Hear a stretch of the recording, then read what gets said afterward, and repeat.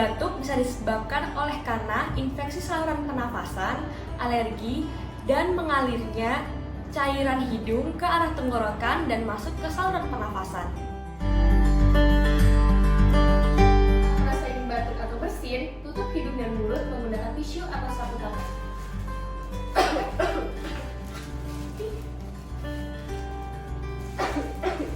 Setelah itu, tisu dibuang ke tempat sampah.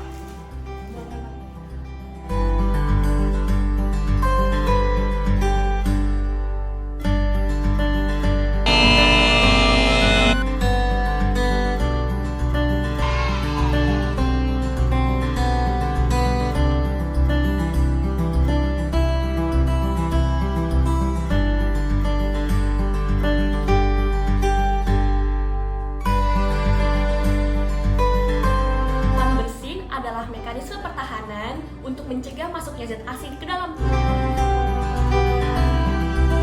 Tisu bisa menggunakan lengan dalam baju untuk menutup hidung dan mulut, serta gunakanlah masker untuk mencegah masuknya kotoran ke dalam hidung dan mulut. Gunakan air bersih dan sabun atau dengan menggunakan pencuci tangan berbasis alkohol.